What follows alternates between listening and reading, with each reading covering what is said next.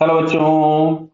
यहाँ लिखा है uniform rod of mass 2 kg length L is suspended by two smooth hinge 1 and 2 as shown in the figure. The force F is equals to 4 Newton is applied downward at a distance L by 4 from hinge 2. ठीक है।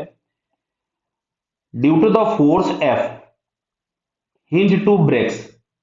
At this instant, application of force is also removed. अच्छा, जैसे ही hinge टूटा हमने force F तुरंत का तुरंत हटा लिया।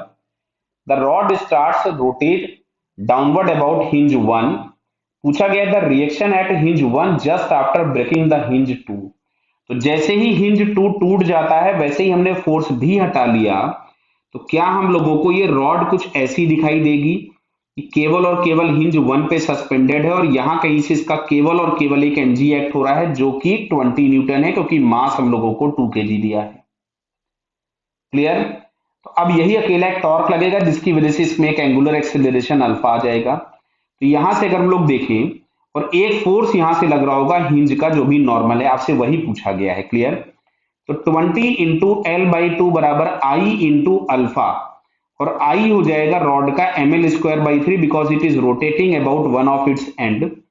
एल से एल कैंसल हो गया, यहां से हमारे पास ये आ गया 10 इज इक्वल्स टू एम दिया गया था 2, तो ये आ रहा है 2/3 L इंटू अल्फा। तो अल्फा इज इक्वल्स टू हमारे पास यहां से इसको मैंने 5 कर दिया, तो फाइनली हमारे पास आता है 15/L रेडियन पर सेकेंड स्क्वायर। ये हमारे पास हो गया अल्फा। तो अच्छा, मैं अगर एक्सेलरेशन ऑफ सेंटर निकालूंगा तो इसको मैं लिखूंगा L/2 इंटू अल्फा। तो L/2 इंटू अल्फा, अल्फा हमारे पास था 15/L, तो ये हम लोगों के पास आ गया 15/2 मीटर पर second square, acceleration of the centre of the rod. Clear है? अब अच्छा, अगर हम ट्रांसलेशनल मोशन के लिए इक्वेशन लिखें तो ट्रांसलेशनल मोशन के लिए इक्वेशन लिखिएगा तो mg minus N is equal to m into A C.